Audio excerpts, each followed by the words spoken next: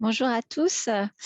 Alors, du coup, en ce qui concerne les politiques régionales de santé et la façon dont elles luttent contre les inégalités sociales de santé, il y a certains moments où je vais peut-être enfoncer des portes ouvertes par rapport à certains sujets, mais je pense qu'il y a aussi des évidences qui sont bonnes à rappeler régulièrement quand on parle d'inégalités sociales de santé. D'abord, les inégalités sociales de santé, ce n'est pas juste la question de la santé des personnes les plus pauvres. Il y a tout un certain nombre de notions autour du gradient social. On est sur quelque chose de progressif. Ça n'est pas seulement une question d'accès aux droits, ni même seulement un sujet d'accès aux soins. Ça a été abordé par Anna Bellion précédemment. Le sujet déterminant de santé est majeur en ce qui concerne notamment les politiques dédiées à la réduction des inégalités sociales de santé. Et à la fois, c'est important de se redire que ce n'est pas une fatalité, qu'il existe un certain nombre de leviers et qu'on peut agir pour réduire les inégalités sociales de santé. Par contre, vous connaissez les slogans la santé est l'affaire de tous, etc. Ce n'est pas juste un slogan, il y a vraiment des enjeux autour de l'intersectorialité et de l'action globale pour la réduction des inégalités sociales de santé. Donc ça a été aussi abordé précédemment. C'est une autre façon de l'illustrer. Mais en effet, le principe de démarrage, c'est qu'en effet, toutes les personnes n'ont pas, en fait, tous les groupes sociaux n'ont pas la même égalité de chance pour atteindre un niveau de santé optimal. Et les politiques de santé et les politiques publiques de manière générale doivent le prendre en compte. Et donc, bien avoir en tête cette histoire de gradient social de santé, qui est le phénomène par lequel ceux qui sont au sommet de la pyramide sociale, donc les CSP+, etc., ont une meilleure santé que ceux qui sont juste en dessous, puis juste en dessous, puis juste en dessous, jusqu'au plus bas échelon. C'est cette notion de gradation qui est extrêmement importante à prendre en compte quand on parle d'inégalité sociale de santé. On n'est pas CSP+, versus SDF, pour caricaturer un petit peu. On est sur quelque chose de beaucoup plus progressif que ça. Et c'est pour ça qu'il est important d'avoir en tête que oui, l'Agence régionale de santé est au cœur des politiques publiques de santé. Elle est chargée du pilotage de la santé publique, donc que ce soit à la fois crise sanitaire. Alors l'ARS est plus connue ces 2 dernières années pour son rôle dans la gestion des crises sanitaires que pour le reste de ses fonctions peut-être. Elle est chargée aussi de la prévention, de la promotion de la santé, de la régulation de l'offre de santé, prévention, ambulatoire, secteur hospitalier, médico-social, etc. Mais elle n'est pas la seule, évidemment, à avoir des leviers en matière d'action de santé et elle se doit de s'articuler avec de nombreux acteurs, au sein desquels, évidemment, les collectivités, l'assurance maladie, les professionnels de santé et les autres services de l'État. J'ai cité, mais ce n'est pas exhaustif du tout dans le diapo, la question, par exemple, des DRAF sur la question de l'alimentation, les DRAGES sur le sport ou les DETS sur santé-travail. Mais c'est évidemment pas exhaustif. C'est extrêmement important d'avoir cette action globale et il me semble que la notion de politique de la ville permet aussi d'illustrer la façon dont les acteurs peuvent agir de façon concertée et complémentaire sur la réduction des inégalités sociales de santé. Alors évidemment, les politiques de santé, elles s'intègrent dans un cadre légal, stratégique, etc. C'est le projet régional de santé en ce qui nous concerne, donc qui comporte à la fois un cadre d'orientation stratégique qui vise à 10 ans, un schéma régional de santé qui donne des grandes perspectives sur les 5 ans à venir, et le programme régional d'accès à la prévention et aux soins, le PRAPS, qui est le programme qui permet de viser les publics les plus en précarité. Juste redire que je vais vous faire grâce évidemment de l'ensemble des objectifs stratégiques du projet régional de santé, mais en tout cas dire que la réduction des inégalités sociales de santé, elle est inscrite au sein du PRS, donc à la fois sur un volet inégalité sociale et à la fois sur un volet inégalité territoriale. Et juste aussi redire qu'on a 2 approches complémentaires, donc à la fois cette approche globale sur la réduction des inégalités sociales de santé et à la fois un zoom sur l'accès aux soins des plus précaires, c'est l'approche PRAPS, donc Programme régional d'accès à la prévention et aux soins. Et donc, tout l'enjeu, toute la difficulté, je dirais, c'est d'avoir cette approche progressive, de passer pour la population générale d'une offre de santé qu'on va qualifier de standard, de droit commun sur l'ensemble des problématiques de santé, de la prévention aux soins et aux accompagnements. Ensuite, de passer à des interventions proportionnelles aux difficultés des personnes, donc en fonction de la typologie de difficultés que les personnes vont rencontrer, pour arriver à des dispositifs spécifiques extrêmement ciblés pour les populations les plus précaires. Et c'est là qu'on va retrouver la politique du PRAPS. Donc voilà, c'est très important d'avoir en tête cette gradation, ce qu'on appelle l'universalisme proportionné dans nos jargons. Une autre façon de l'illustrer, c'est une image qui est maintenant assez connue puisqu'elle est beaucoup utilisée pour illustrer les notions d'action proportionnée et qui montre la différence entre une politique qui va être égalitaire et une politique qui va être équitable. Ça touche aussi à des questions d'éthique. Et peut-être un tout petit article que vous retrouverez si vous avez besoin de vous y reporter plus précisément. Il y a un certain nombre d'études qui montrent que quand on utilise des actions uniquement ciblées sur les publics les plus vulnérables, on peut avoir un certain nombre d'effets pervers, d'agir sur les symptômes plutôt que sur les causes, d'ignorer les fragilités de groupes juste très proches et qui risquent de basculer du côté de la vulnérabilité, et aussi un risque de stigmatisation des individus qu'elles visent dans le cadre de ces actions. Alors, maintenant, le plus important sans doute, c'est de… Alors, j'ai choisi quelques leviers, parce qu'on ne pouvait pas les traiter tous, et puis vous aurez un certain nombre d'illustrations. Donc, je vais passer, par exemple, assez vite sur cette illustration-là, mais je ne pouvais pas ne pas en parler du point de vue des politiques publiques. C'est-à-dire que le maillage de proximité auprès des acteurs pour les aider à construire leurs interventions, notamment en promotion de la santé, c'est extrêmement structurant et important. Donc, il y a effectivement 3 niveaux en Normandie, donc les ateliers santé-ville, les réseaux territoriaux de promotion de la santé et des conseillers méthodaux territoriaux. Donc, comme il y aura une table ronde, je ne vais pas rentrer dans le détail, mais en tout cas, les ASV en particulier sont un axe structurant privilégié en matière de réduction des inégalités sociales de santé.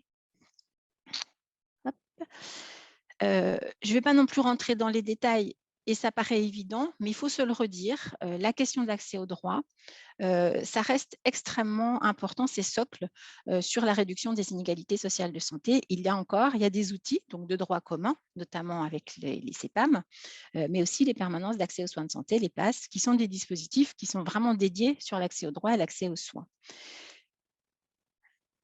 L'action précoce. Donc, de la même manière, je pense que ce sera illustré lors de prochaines sessions, pas précédentes, sessions dans ces rendez-vous santé en QPV.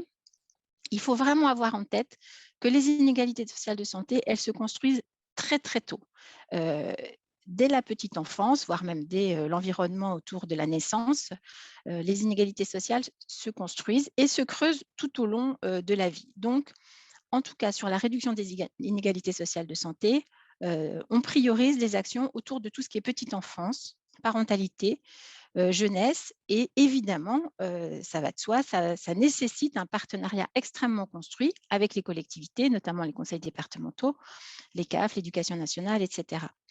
En ce moment, il y a un certain nombre de choses qui se structurent au niveau national sur le sujet, autour de la stratégie nationale de prévention et de protection de l'enfance et autour du sujet 1000 premiers jours. Donc ça fera l'objet aussi d'illustrations, mais c'est vraiment important de se dire qu'il faut commencer très tôt pour prétendre essayer de réduire les inégalités sociales de santé.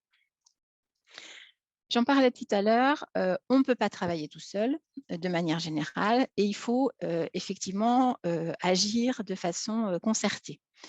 Une illustration des outils utilisables, ce n'est pas le seul, mais il y a le contrat local de santé. Donc, vous le savez vraisemblablement tous, hein, c'est un contrat qui est conclu entre l'Agence régionale de santé et une collectivité territoriale. Donc, l'idée, c'est de pouvoir englober l'ensemble des sujets de santé en priorisant en fonction des diagnostics de territoire, mais on peut parler de promotion de la santé, de prévention, de politique de soins, d'accompagnement médico-social. L'essentiel étant effectivement d'essayer de maximiser l'effet et les potentiels de chacun des acteurs partie prenante au contrat. Alors, la notion de maillage du territoire proportionné va avec le développement de l'aller vert. Ça, c'est quelque chose qui est très, très développé en ce moment, notamment dans le cadre des mesures Ségur de la santé. C'est une sorte de fil rouge de dire on a besoin de prendre en compte les difficultés particulières et d'aller le plus au-devant des publics pour répondre de la meilleure façon aux difficultés recensées. C'est une façon de s'adapter aux difficultés de chaque territoire. Donc, on va le retrouver sur des évolutions de projets, soit des permanences d'accès aux soins de santé, des équipes mobiles psychiatrie précarité, des liels de soins santé qui sont en train de bouger un peu les lignes pour être davantage proches des territoires.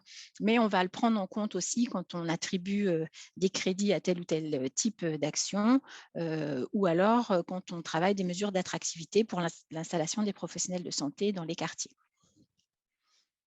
Un levier qui est extrêmement important aussi, donc qui nécessiterait une session à part entière, mais rassurez-vous, ce n'est pas, c'est pas l'objet là, c'est tous les sujets de médiation en santé et d'interprétariat.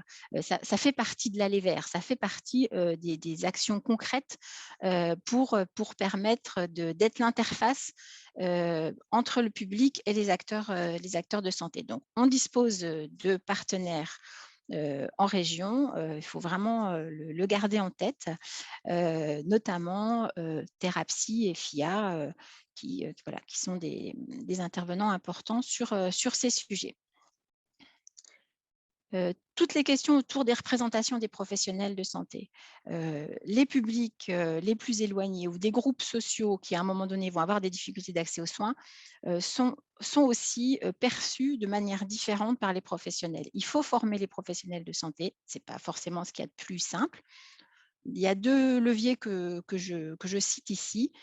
Le service, j'aurais dû l'écrire en entier, c'était mieux. Le service sanitaire pour les étudiants en santé qui permet de travailler sur les futurs professionnels de santé, qui favorise leur immersion au plus proche des publics, permet une meilleure connaissance des acteurs, leur permet d'apprendre à travailler en interprofessionnalité. Donc, c'est pas si ancien que ça en termes de dispositifs, donc ça doit encore voilà, faire ses preuves, se développer, avoir un peu de maturation, mais on voit déjà un certain nombre d'effets positifs. Et évidemment, tous les sujets autour de la formation continue.